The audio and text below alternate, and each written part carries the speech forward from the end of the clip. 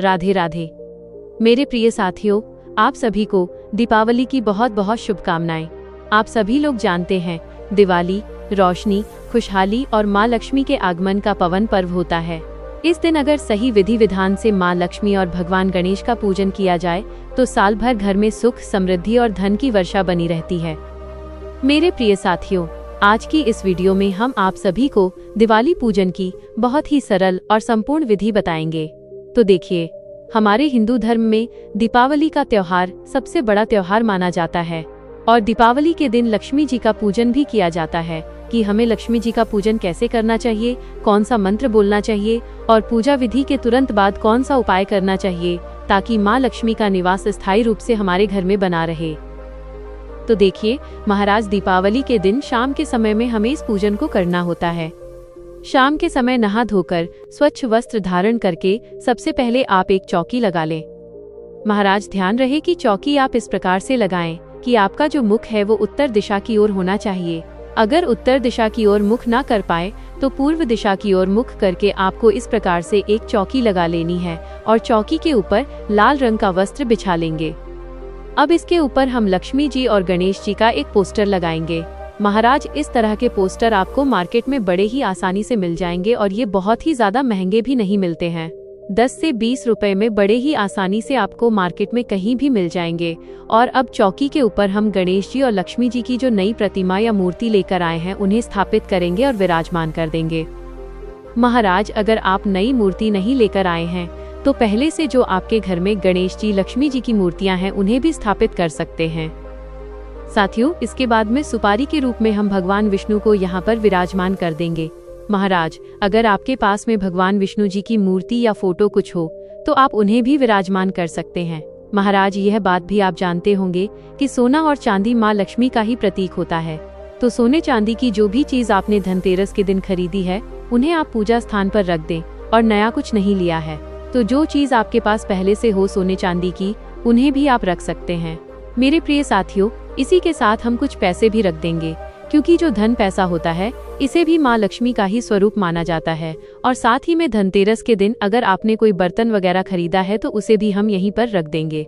इन सभी का हमें पूजन करना होता है। अब देखिए महाराज, जो दिवाली की पूजा है ये एक बहुत ही बड़ी पूजा मानी जाती है तो इस दिन कलश स्थापना करना बहुत ही शुभ रहता है। अगर आपके पास समय है तो कलश स्थापना इस दिन जरूरी कीजिएगा। तो जहां आप बैठे हुए हैं अपने हाथ से लेफ्ट हैंड की तरफ यानी कि लक्ष्मी जी के राइट हैंड की तरफ में हमें चावल की एक ढेरी लगानी है। महाराज ध्यान रहे कि पूजा में प्रयोग किए गए चावल बिल्कुल भी खंडित नहीं होने चाहिए। तो चावल से हम यहाँ पर एक अष्टदल कमल बना लेंगे क्योंकि माँ लक्ष्मी को अष्टदल कमल बहुत ही प्रिय है। अगर आपको बनाना नहीं आता है तो केवल आप चावल की ढेरी लगाकर भी इसके ऊपर कलश स्थापना कर सकते हैं। इसमें हम पूर्ण रूप से जल और गंगा जल भर लेंगे और इसके ऊपर में स्वास्तिक बनाकर रख लेंगे। इसके बाद इसमें हल्दी, सुपारी, सिक्का, थोड़े से चावल कलश के अंदर डालकर कलश का कंठ मौली धागे से बांध देंगे। अब आम के पत्तों पर टीका लगाकर हम कलश को सजाएंगे। अगर आम के पत्ते ना मिले तो आप अशोक के पत्ते भी लगा सकते हैं। और अब हम इस कलश को अष्टदल कमल के ऊपर स्थापित कर देंगे और एक चावलों से भरे हुए पूर्ण पात्र से हम कलश को ढक देंगे और एक नारियल को मौली धागे से बांध करके हम यहाँ पर रखेंगे। आप चाहे तो लाल रंग का कपड़ा भी लपेट सकते हैं। अब नारियल का मुख अपनी ओर रखते हुए हम कलश के ऊपर इस नारियल को रख देंगे और इस तरह से हमारे कलश की स्थापना हो जाएगी। अब हमें अखंड दीपक जलाना है तो इसके लिए हम यहाँ पर चावलों से स्वास्तिक बनाएंगे। और महाराज, आप स्वास्तिक बनाना ना चाहें तो आप थोड़े से चावलों की ढेरी लगाकर उसके ऊपर भी अखंड दीपक जला सकते हैं जो कि माँ लक्ष्मी और भगवान विष्णु को अत्यंत ही प्रियकर है। और ये अखंड दीपक देवी देवताओं को तुरंत ही प्रसन्न करता है। इस प्रकार से चावलों के ऊपर में एक बड़ा दिया जलाया जाता है। ये अखंड दीपक जो होता है ये दिवाली की पूरी रात जलता रहता है और इस दीपक में घी या सरसों का तेल भरा जाता है। तो इस प्रकार से हम दीपक जला लेंगे और दीपक जलाकर प्रार्थना करेंगे कि हे माँ लक्ष्मी, आज मैं आपका पूजन करने जा रहा हूँ या कर रही हूँ। आप मेरी पूजा को स्वीकार करें, कोई गलती रह जाए तो मुझे क्षमा करें और मेरे घर में स्थायी रूप से निवास करें। साथियों, इस तरह से संकल्प करने के बाद में फिर हम पूजा को शुरू करेंगे। तो सच्चे भाव के साथ सबसे पहले हम भाव रूपी जल का स्नान छींटे के रूप में लगाकर करेंगे। तो यहाँ पर हम सभी देवी देवताओं को स्नान करा देंगे। स्नान कराने के बाद में फिर वस्त्र रूपी भावना के साथ हम मौली या कलावा जो है वो समर्पित करेंगे। तो यहाँ पर सबसे पहले गणेश जी को, माँ लक्ष्मी जी को, भगवान विष्णु जी को, कुबेर देव को, सरस्वती माता को, सोना चांदी जो भी चीज आपने रखी है, कलश देव को, तो हमने पहले से ही मौली धागा बांध दिया है। तो इस प्रकार से वस्त्र की भावना से हम सभी को मौली समर्पित कर देंगे और अब हम सभी को तिलक करेंगे। भगवान श्री गणेश जी को, माँ लक्ष्मी को, सरस्वती माता को, कलश देव को, अखंड दीपक को, सभी को हम तिलक करेंगे। साथ ही पूजा में जो भी परिवार के सदस्य सम्मिलित हैं, उन्हें भी हम तिलक करेंगे और अब हम सभी पर अक्षत समर्पित करेंगे। इसके बाद हम गणेश जी को जनेऊ समर्पित करेंगे, हल्दी की एक गांठ समर्पित करेंगे। भगवान विष्णु को भी जनेऊ समर्पित कर देंगे। जनेऊ नहीं है तो आप मौली भी समर्पित कर सकते हैं। इसके बाद हम सभी को पुष्प समर्पित करेंगे। भगवान श्री गणेश जी को पीले रंग का पुष्प समर्पित करेंगे। माँ लक्ष्मी को इस दिन अगर हो सके तो आप कमल का पुष्प जो फूल है वो जरूर ही चढ़ाएं या गुड़हल का पुष्प समर्पित कर सकते हैं। माँ लक्ष्मी को लाल रंग अत्यंत ही प्रिय है और इसी के साथ में विष्णु जी को भी हम पीले रंग का पुष्प समर्पित करेंगे। कलश देव को भी हम पुष्प समर्पित करेंगे। इसके साथ ही 5 कौड़ियाँ समर्पित करें। कौड़ी को माँ लक्ष्मी का ही स्वरूप माना जाता है, क्योंकि समुद्र मंथन से माँ लक्ष्मी और कौड़ी दोनों का ही जन्म हुआ था। इसी के साथ में 5 गोमती चक्र हम ले लेंगे। महाराज गोमती चक्र में चक्रनुमा आकृति दिखाई देती है, इसे ही गोमती चक्र कहा जाता है। इन्हें ले लेंगे। इसी के साथ में 5 कमल गट्टे रखें। मार्केट में बहुत आसानी से मिल जाते हैं। लक्ष्मी चक्र भी मिलता है, उसे भी आप ले सकते हैं। इसी के साथ सुपारी भी समर्पित कर दीजिएगा। और अब इसके बाद में हम सप्तधान समर्पित करेंगे, यानी कि 7 प्रकार के अनाज इस दिन समर्पित किए जाते हैं। साबुत अनाज के लिए हम समर्पित करेंगे। तो यहाँ पर आप गेहूं, बाजरा, जौ, चावल, चना, मूंग, धनिया इत्यादि 7 प्रकार की चीज समर्पित करेंगे। सप्तधान समर्पित करना बहुत ही शुभ माना जाता है। तो दीपावली को आप सप्तधान जरूर ही समर्पित कर दीजिएगा। और इन सप्तधान में धनिया हमने रख दिया है, तो इसलिए आपको अलग से धनिया समर्पित करने की आवश्यकता नहीं है। तो इस प्रकार से हम सप्तधान समर्पित कर देंगे। मेरे प्रिय साथियों, इसके बाद में हम भोग के स्वरूप में कोई भी मिठाई समर्पित करेंगे। आप चाहे तो घर की मिठाई ले सकते हैं या आप चाहे तो मार्केट से बनी हुई मिठाई भी ले सकते हैं। और इस दिन फल जरूर ही समर्पित करने चाहिए। तो आप कोई भी फल समर्पित कर सकते हैं। और इसी के साथ कई लोग इस दिन पंचमे का भोग भी समर्पित करते हैं। सबसे ज्यादा जरूरी है इस दिन खील बताशे का भोग। तो ये भोग आप जरूर समर्पित कीजिएगा, क्योंकि खील बताशा माँ लक्ष्मी को अत्यंत ही प्रिय है।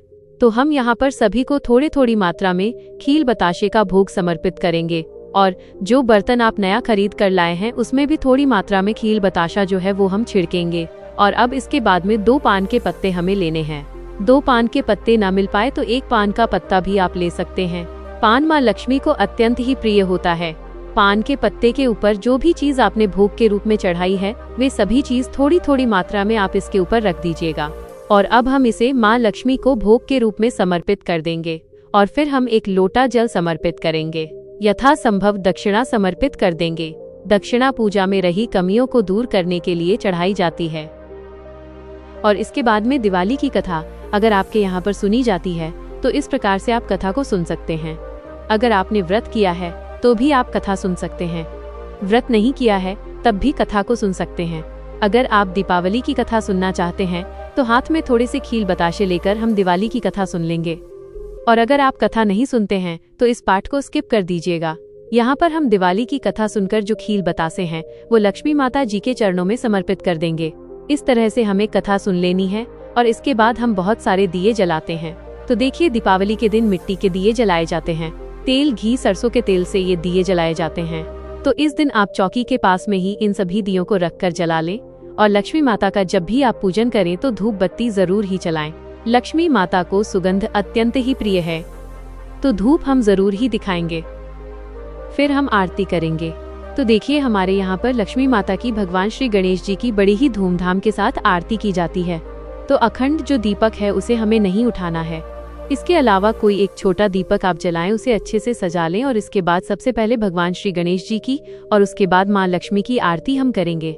बड़ी ही प्रेम भाव के साथ आप इस आरती को पूर्ण कीजिएगा। और इसके बाद हाथ जोड़कर पूजा में रही कमियों के लिए माता रानी से क्षमा याचना करेंगे और अपने घर में लक्ष्मी जी को निवास करने के लिए प्रार्थना करेंगे। उनके आगमन के लिए स्वागत करेंगे। आप चाहे तो माँ लक्ष्मी के बीज मंत्र का 108 बार जप भी कर सकते हैं। मंत्र है ओम ह्रीम श्री लक्ष्मी नमः। इस मंत्र का 108 बार जाप करें, या आप चाहे तो 5, 11 या 21 बार भी जप कर सकते हैं। और इसके बाद में खील यानी कि जिसे धान कहा जाता है, इसे हम माँ लक्ष्मी के ऊपर वर्षा करते हुए दोनों हाथों से समर्पित करेंगे। महाराज परिवार के सभी सदस्य धान की वर्षा जरूर करें और इस प्रकार से धन वर्षा के बाद में हमारी जो पूजा है वो संपूर्ण मानी जाती है। तो हमारी पूजा पूर्ण हो गई है और अब इसके बाद में हम लक्ष्मी पोटली बनाएंगे। तो देखिए साथियों, जब भी आपको समय मिल जाए, आप चाहें तो पूजा के तुरंत बाद भी बना सकते हैं, या आधा घंटा 1-1.5 घंटा जब भी आप फ्री हो जाए, रिलैक्स हो जाए, उसके बाद में आप इस लक्ष्मी पोटली को जरूर ही बनाइएगा। इसे बनाने के लिए सबसे पहले आप चाहें तो कोई एक लाल रंग का कपड़ा ले लीजिए या फिर आप कोई पोटली ले लीजिए। तो हम लाल रंग का कपड़ा लेंगे और इसके ऊपर हमने जो भी माता लक्ष्मी जी को समर्पित किया है वो आपको इसके ऊपर रखना है, जैसे कि 5 गोमती चक्र, 5 कौड़िया, 5 कमलगट्टे। आप चाहें तो 2-2 की संख्या में भी ले सकते हैं।